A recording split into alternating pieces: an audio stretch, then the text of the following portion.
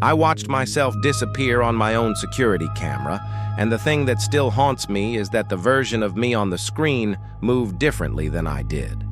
My name is Michael Brennan. I'm 38 years old. I work as an insurance adjuster from home. I live alone in a 2-bedroom house in a quiet suburb outside of Portland. The neighborhood is safe, crime is low, break-ins are rare. But about 6 months ago, I decided to install security cameras anyway. Not because I was scared, not because something happened, just because it seemed like the smart thing to do. Everyone has them now. Ring doorbells, Nest cameras, little eyes watching driveways and front porches. It's normal, expected, responsible. I ordered a 4-camera system online. Nothing fancy. Mid-range price. Good reviews. The kind of thing any homeowner might buy. Then 2 cameras for the outside. Front door and back door. 2 for the inside. 1 covering the living room. 1 covering the hallway that leads to the bedrooms. Standard setup. The installation was easy. I'm not particularly handy, but the instructions were clear. Mount the brackets. Screw in the cameras. Connect them to the Wi-Fi. Download the app. Done. Took me about 3 hours on a Saturday afternoon. The app was simple. Clean interface. I could see all 4 camera feeds at once on my phone or laptop. Playback options. Motion detection alerts. Cloud storage for 72 hours of footage. Everything you'd expect. I tested it out. Walked in front of each camera. Waved. Checked the recording. Everything worked perfectly. I felt satisfied, secure, like I'd done something sensible to protect my home and my belongings. And for the first few weeks, I barely looked at the footage. I'd get the occasional motion alert when a car passed by or a delivery driver dropped off a package. I'd glance at the notification, swipe it away, delete it.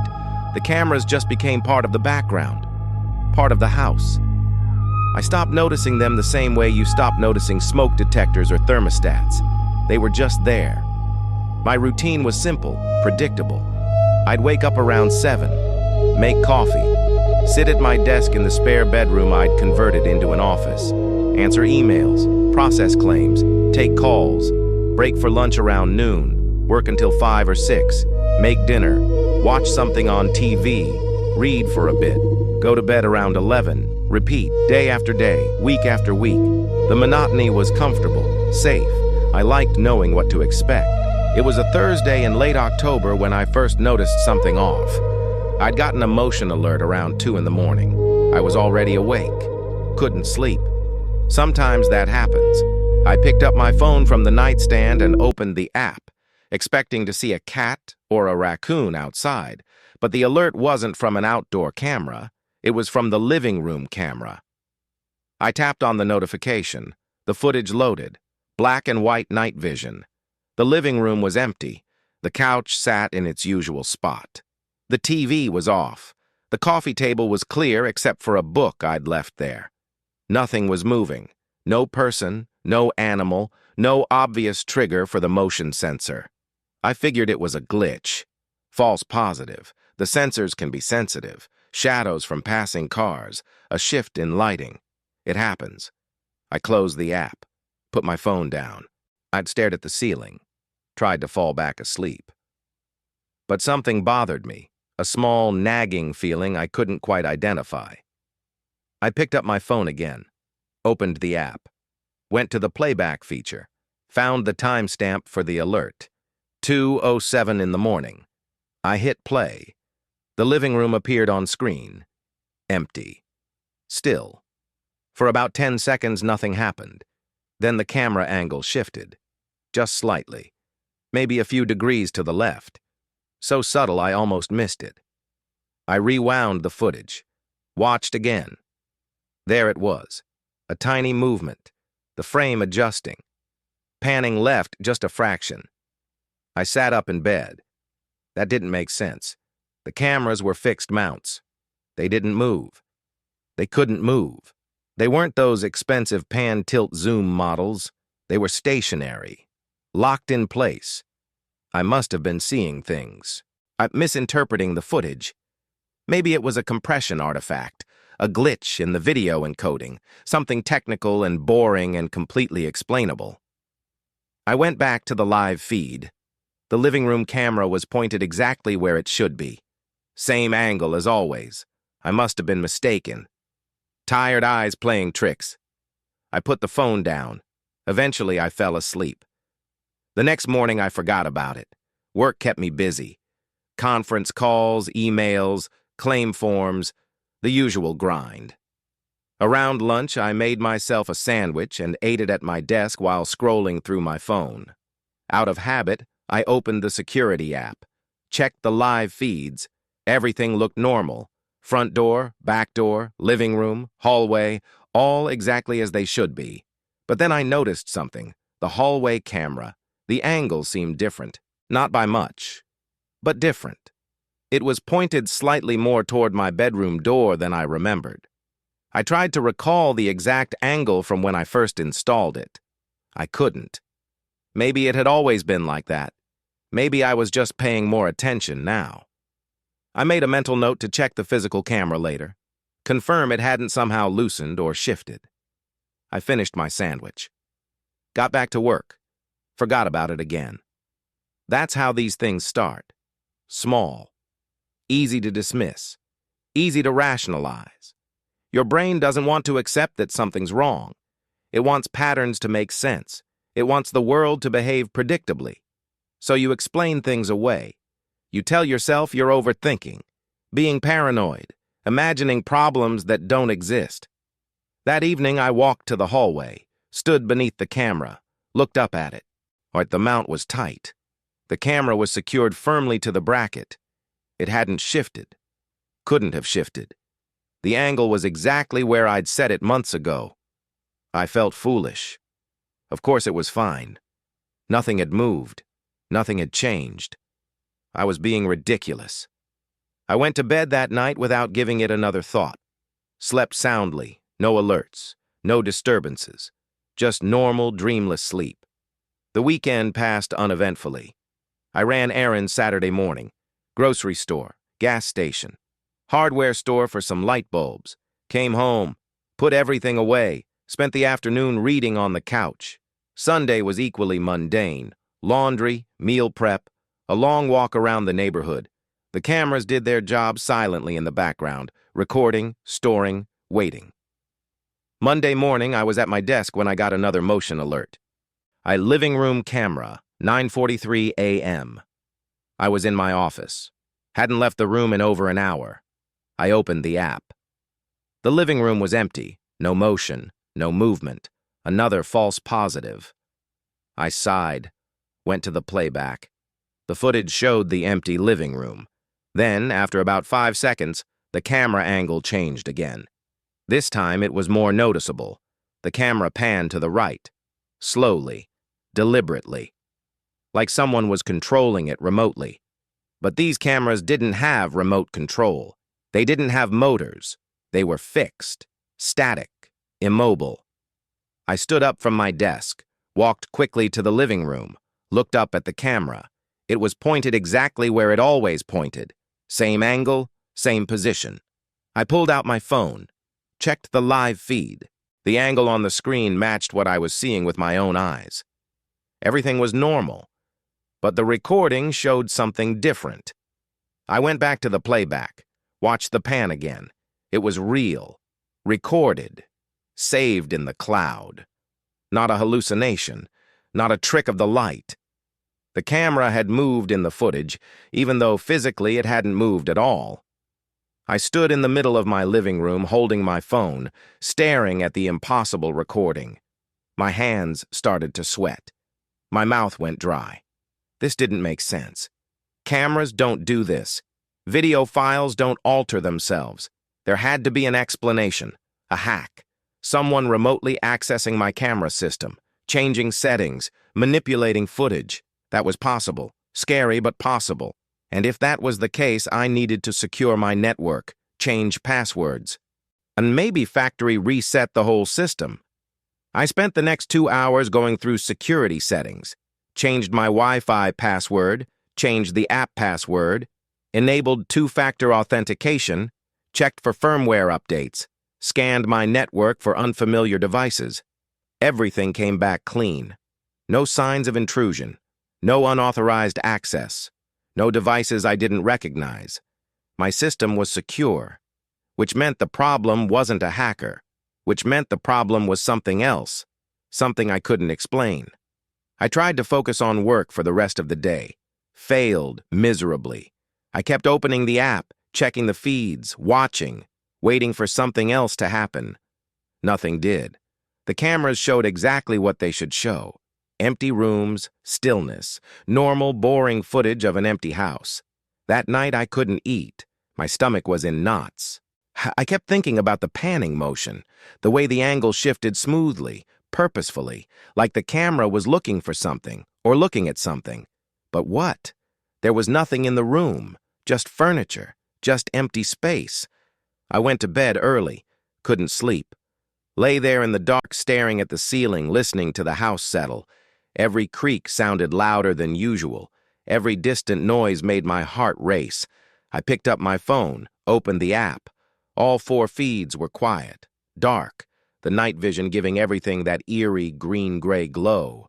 I watched the feeds for nearly an hour. Nothing happened. Nothing moved. I felt stupid, paranoid, ridiculous. I was scaring myself over nothing, over a couple of weird glitches in some cheap security camera footage. I needed to get a grip. Maybe I was working too much, spending too much time alone. My mind was playing tricks on me because I had nothing else to focus on. That made sense. That was logical. I put the phone on the nightstand, closed my eyes, started to drift off. Then my phone buzzed. Motion alert, living room camera, 3:17 a.m. I grabbed the phone so fast I almost dropped it, opened the app. The living room was dark, empty, but as I watched, the camera angle started to change, slowly, panning left, then down, then up, moving in ways that should be impossible, sweeping across the room like someone was searching, looking, hunting. I jumped out of bed, ran to the living room, flipped on the light. Nothing. The room was exactly as I'd left it, empty, still, untouched. I looked up at the camera. It was pointed in its normal direction, not moving. Not panning, just sitting there on its mount, a tiny red light blinking to indicate it was recording. I checked the live feed on my phone. The angle matched what I was seeing in person. But when I went back to the playback, the footage showed something completely different. The camera sweeping across the room, moving, searching, and then, just before the clip ended, the angle settled on something, a spot near the hallway entrance, and it stayed there, focused, like it was watching something I couldn't see. I stood in that spot, the place where the camera had been pointing in the recording. Nothing was there, just empty floor. But the camera had been looking at this exact spot. I could feel my heart pounding in my chest. My breathing was shallow, fast. This wasn't right. This wasn't normal. Something was deeply, fundamentally wrong. I unplugged the living room camera, pulled it right off the mount, took it to my office, set it on my desk. It couldn't record if it wasn't plugged in, couldn't move, couldn't watch. I felt a small sense of relief, control. I'd removed the problem, eliminated the variable. But I still had 3 other cameras, and I needed to know if they were doing the same thing. I spent the rest of the night reviewing footage, hours and hours of recordings, going back days, watching at double speed, looking for anomalies, looking for movement, looking for anything that shouldn't be there. And I found it, over and over again, small pans, tiny adjustments, angles that shifted when nothing should have made them shift. It was subtle, easy to miss if you weren't looking for it, but once I saw it, I couldn't unsee it. Every camera had done it, multiple times, for weeks, maybe since the beginning, and I'd never noticed. The hallway camera was the worst. I found footage from 3 days ago, 4:32 in the morning. The camera slowly panned to point directly at my bedroom door, and stayed there for 6 minutes, just watching the door. Then it panned back to its normal position, like nothing had happened. I felt sick, physically sick. I ran to the bathroom, bent over the toilet, didn't vomit but came close. My whole body was shaking. Someone was watching me, or something was watching me. through my own security cameras. The devices I'd installed to make myself feel safer were doing the exact opposite. They were spying on me, recording me, observing me in ways I hadn't consented to. I went through the house, unplugged every camera, and took them all down, put them in a box, shoved the box in the garage. I wasn't going to throw them away. Not yet. They were evidence, proof that something had happened, that I wasn't crazy, that this was real. For 2 days, I felt better, calmer. The cameras were gone. The watching had stopped. I could move through my house without feeling observed, without that prickling sensation on the back of my neck. I worked, I ate, I slept. Normal life resumed. But on the 3rd day, I made a mistake. I got curious. I opened the security app on my phone. I knew the cameras were unplugged. I knew they couldn't be recording. But I wanted to check, just to be sure, just to confirm that the feeds were dead, offline, gone. The app opened, and all 4 camera feeds were active, live recording. That wasn't possible. The cameras were in a box in my garage, and unplugged, disconnected from power and Wi-Fi. They couldn't be transmitting, couldn't be recording. But the app showed live footage, clear, real time. My living room, my hallway, my front door, my back door, all of it, still being watched. I dropped my phone. It clattered on the desk. I stared at it. My mind refused to process what I was seeing. This violated every rule of technology, of physics, of reality. Cameras need power, need connectivity, need to be physically present and operational. They can't record when they're in a box, when they're offline, when they're dead. But these were.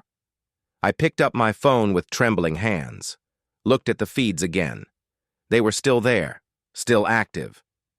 And as I watched, the living room camera began to pan, slowly, smoothly. It swept across the room until it was pointing at the spot where I'd unplugged it, where the mount was now empty.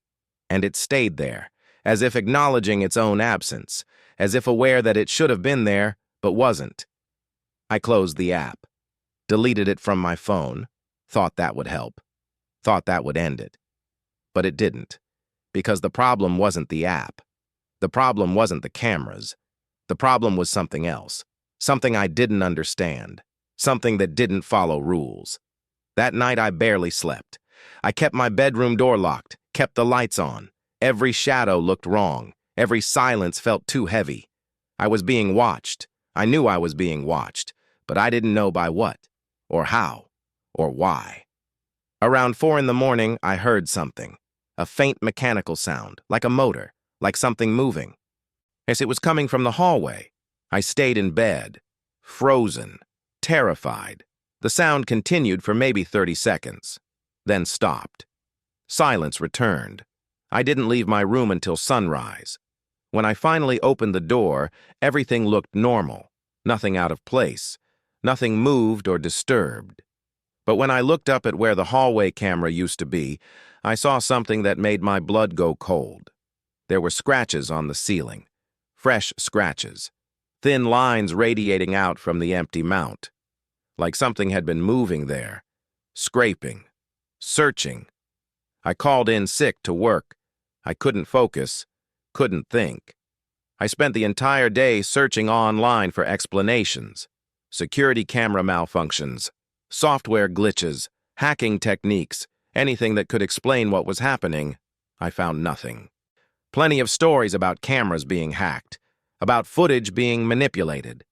But nothing like this. Nothing about cameras that kept recording after being unplugged. Nothing about impossible angles and autonomous movement. I considered leaving, packing a bag, going to a hotel, getting away from the house. But something stopped me, a terrible realization. If the cameras could record while unplugged, if they could watch me without being physically present, then distance wouldn't matter. They'd find me, follow me. They were connected to me now, not to the house, to me. That evening, I reinstalled the security app. I had to see, had to know what the footage was showing. The app opened. The feeds were still active. But something was different. The angles were all wrong. The living room camera showed a view from the center of the room, looking outward, toward the couch where I usually sat. But no camera was mounted there. The hallway camera showed a view from floor level, looking up, like something was crouched down, watching from below. I checked the front door camera. It showed my porch, but from the wrong side, from inside the house looking out, through the closed door. That wasn't possible. The camera was supposed to be outside looking in. But the perspective was reversed. Inverted. Impossible. I stood in my living room holding my phone, watching these impossible feeds, and then I saw myself. On the hallway camera, the low-angle one. I was standing in the hallway, but I wasn't in the hallway. I was in the living room. I could see myself on the screen, standing perfectly still, facing the camera, facing the place where a camera no longer existed. But I wasn't there. I was here, watching myself on a phone, watching footage that couldn't exist. I looked toward the hallway. It was empty. No one was there. But the footage showed me, standing, staring, not moving. I waved my hand. The version of me on the screen didn't move. I took a step forward. The version on the screen remained still. We were disconnected, separate. The footage was showing something that wasn't happening, or was showing something that was happening in a different time, a different place, a different version of reality. I dropped the phone again, backed away from it. I couldn't look at it anymore, couldn't process what I was seeing. My mind was fracturing, splintering under the weight of too many impossibilities. I was losing my grip on what was real, what was recorded, what was me. For the next few days, I avoided the app. He avoided looking at screens, avoided mirrors and reflections, because I was terrified I'd see a version of myself that didn't match. That moved differently. That watched me with eyes that weren't quite mine. I stopped sleeping, couldn't risk it, because I didn't know what happened when I slept, what I did, where I went, whether the version of me that lay in bed was the same version that woke up. I'd catch myself standing in rooms with no memory of walking there, staring at walls for minutes or hours. Time became unreliable, fluid. I'd look at the clock and it would say 3 in the afternoon. I'd blink and it would say 3 in the morning. 12 hours gone, unaccounted for, lost. I started finding footage on my phone that I didn't remember recording. Not from the security cameras. From my phone's camera. Videos of me sleeping, shot from above, like someone was standing over my bed, filming me. But I lived alone. No one else had access to my phone. No one else could have taken those videos, which meant I'd taken them, which meant I'd stood over my own sleeping body, filming myself, with no memory of doing it. I watched those videos, studied them. In every one, the me that was sleeping looked wrong. The breathing was too slow, too measured, too deliberate. And sometimes, just for a frame or two, the eyes were open, staring directly at the camera, at me, at the version of me that was filming, the version I couldn't remember being. I tried to stay awake, used coffee, energy drinks, anything to keep my eyes open. But the body has limits. Eventually, you collapse. Eventually, you lose consciousness whether you want to or not. And when I woke up, there was always new footage, new angles, new perspectives. Me sleeping from the corner of the room, me standing in the kitchen at 4 in the morning, me sitting on the couch staring at nothing. And in every piece of footage there was something off, some small detail that didn't match. The way I moved, the way I held my head, the timing of my blinks, like I was being imitated, copied. But the copy wasn't quite perfect, wasn't quite me. I stopped leaving the house, stopped answering calls, stopped checking emails. Work called. I didn't pick up.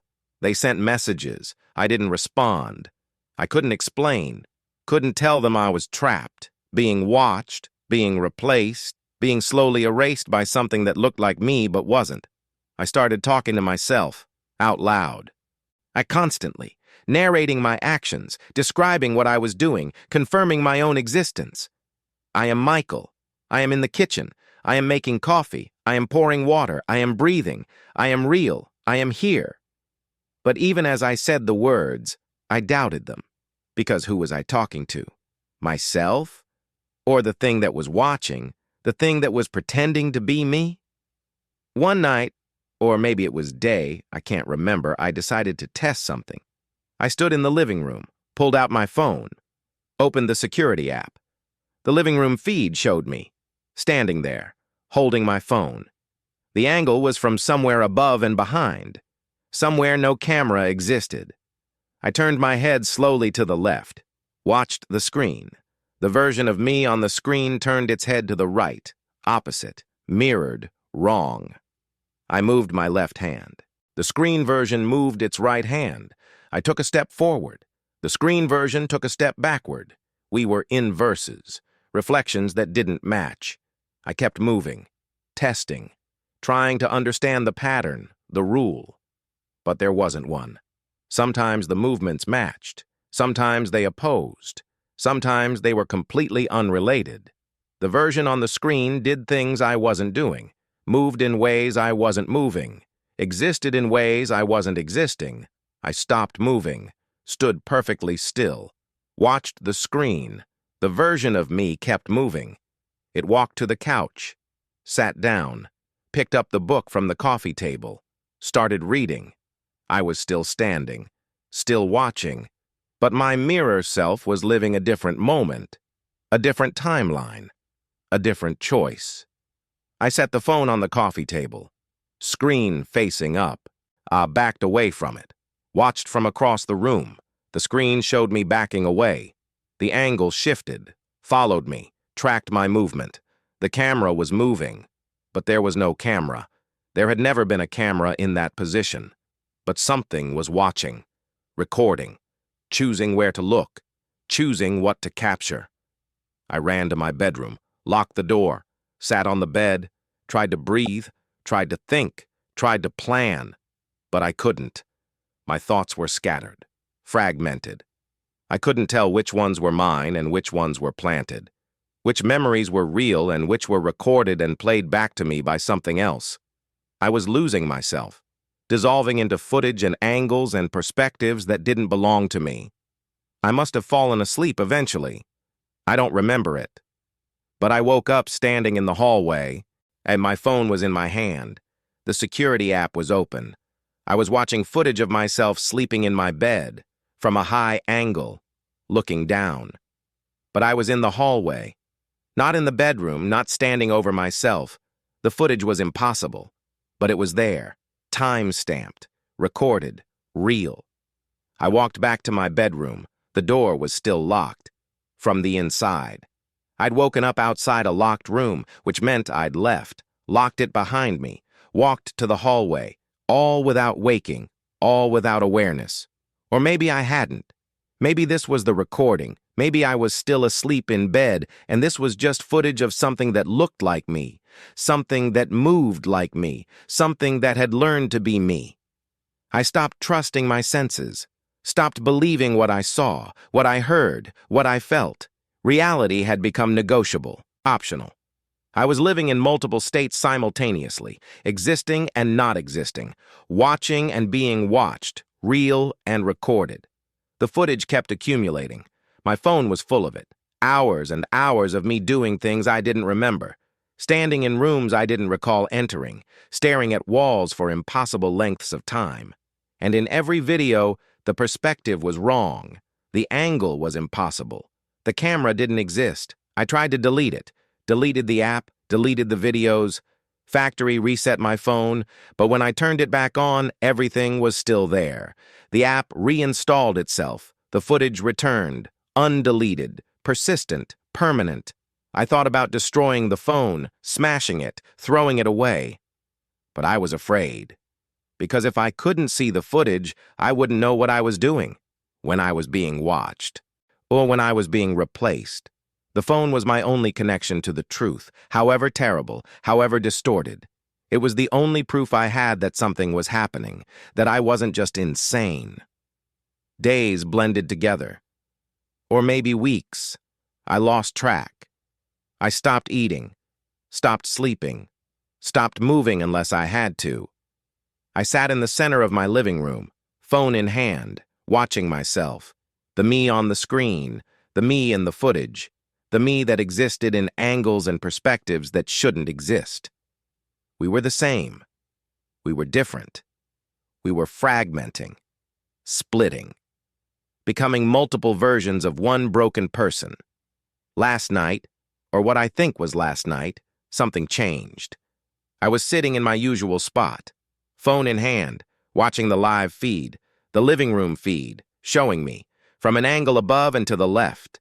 I was sitting, staring at my phone. Everything normal, everything matched. Then the angle started to shift, slowly. The camera moved, panned, zoomed. It focused on my face, closer, closer, until my face filled the entire screen. I could see every detail, every pore, every line, every imperfection, and my eyes on the screen. They were open, staring, but not at the phone, at something else, something I couldn't see. I looked up from the phone. Around the room, nothing was there, just empty space, just walls and furniture and silence. But the footage showed my eyes tracking something, following something, something that was moving in front of me, something I couldn't see in reality but existed in the recording. I looked back at the screen. My face was still there, still staring. And then I saw it move. The mouth, my mouth, on the screen. It opened, slowly, wider than it should, wider than was natural, and it stayed open, for seconds, for minutes, the jaw unhinged. Wrong, broken, impossible. I reached up, touched my own face. My mouth was closed, normal. But on the screen it was still open, still stretching, still distorting. The version of me in the footage was changing, becoming something else, something that wore my face but wasn't me, couldn't be me. I stood up. The version on screen didn't move. Still sitting, still staring, still open-mouthed and wrong. I walked toward the hallway, checked over my shoulder. The me on the screen remained seated. We were separate now, completely disconnected, moving independently, existing in different states, different timelines, different realities. I went to my bedroom, sat on the bed, tried to calm down, but tried to think rationally. But rationality didn't apply anymore. The rules had changed, or maybe they'd never existed. Maybe the world had always been like this and I'd just never noticed, never paid attention, never looked closely enough at the edges where reality frayed and came apart. I opened the app again, switched to the hallway camera. It showed me sitting on my bed, but the angle was from inside my bedroom, from the corner, looking at me. Looking at the real me, the actual me, not the recorded me, not the footage me, the current me. And that meant something was here, in my room, watching, recording, existing in the space between perception and reality. I turned to look at the corner. Nothing was there. Just wall, just shadow, just empty air. But the footage showed the perspective originating from that exact spot. Something was there, invisible, intangible, present but not present, watching but not seen. I stood up, walked to the corner, reached out, touched the wall, felt nothing unusual, just plaster and paint. But on my phone, the footage showed my hand reaching toward the camera, toward the lens, toward the source of the watching. And then my hand on the screen touched something, something that gave slightly, something soft and warm and organic, something that shouldn't exist. I pulled my hand back, in reality and in the footage. But the camera didn't move, didn't flinch, just kept recording, kept watching, kept existing in that impossible space where it both was and wasn't. I left my bedroom, walked to the living room, stood in the center, opened the app, cycled through all the feeds. Every single one showed me, from different angles, different perspectives, different impossibilities, all watching simultaneously, all recording the same moment from positions that couldn't exist. I was surrounded, observed from every direction, every angle, every possible point of view. There was nowhere to look that wasn't being recorded, nowhere to stand that wasn't being watched. I was trapped inside a cage of perspectives, a prison of footage, a maze of angles that all led back to me being seen, being known, being documented. I set the phone down, closed my eyes, tried to breathe, tried to find some center, some core of self that existed independent of observation. But I couldn't, because if no one was watching, did I exist? If no camera recorded me, was I real? Had I ever been real? Or was I just an accumulation of footage? Of a collection of angles and perspectives that collectively created the illusion of a person named Michael, who lived in a house and worked from home and installed security cameras and slowly came undone? When I opened my eyes, I picked up the phone one last time, looked at the living room feed. It showed me standing exactly where I was standing, but the angle was different, lower, like something was looking up at me from the floor. I looked down. Nothing there. But the footage showed my face from below, looking down, looking at the camera, looking at the thing that was watching me from a place that didn't exist. And then I saw myself move. On the screen. I took a step backward, slowly, deliberately. I wasn't moving, not in reality. I was standing still, but the me on the screen was stepping back, away from the camera. Out away from the watching, away from the center of the frame. I tried to move forward, tried to stay in place, tried to resist. But my body didn't listen. My leg lifted, moved backward, stepped. Again. Again. I was mirroring the footage, or the footage was controlling me, or we were the same thing now. Inseparable. One entity existing in two states, real and recorded, present and documented. I kept stepping backward. The edge of the screen grew closer, the frame getting tighter, my body disappearing bit by bit. First my legs, then my torso, then my shoulders. I was leaving the footage, exiting the recording, moving out of frame, out of view, out of existence. My face was the last thing visible, looking directly at the camera, directly at the watching, directly at whatever had been observing me this entire time. And then I stepped back one final time. And I was gone, out of frame, out of recording, out of the world. I'm still here, I think, typing this, telling you this, warning you. But I don't see myself anymore. When I look at my phone, the feeds are empty. The house is empty. No one is there. No one is being recorded. The cameras watch empty rooms and vacant hallways and spaces where a person used to be. I look in mirrors and see nothing. I touch my face and feel texture but no confirmation. I speak and hear words but don't know if they're mine. I exist only in the gaps, the spaces between observations, the moments when no one is watching, and those moments are getting shorter, smaller, harder to find. Soon, I think, there won't be any gaps left. Soon everything will be recorded, everything will be watched, and I will finally, completely, I totally cease to be anything other than footage. Other than angles and perspectives and impossible recordings of a person who once thought he was real. The cameras are still running, still watching, still recording something. I don't know what. I can't see it anymore. But it's there, moving through my house, occupying the space I used to occupy, existing in the recordings I used to exist in. It looks like me, moves like me, lives in the place I lived, but it's not me, because I stepped backward. Out of frame, out of the recording, out of everything. And now I'm here, wherever here is, the place where unwatched things go, the space between cameras, the void outside of footage. It's dark, it's silent, it's empty, and it's full of others like me.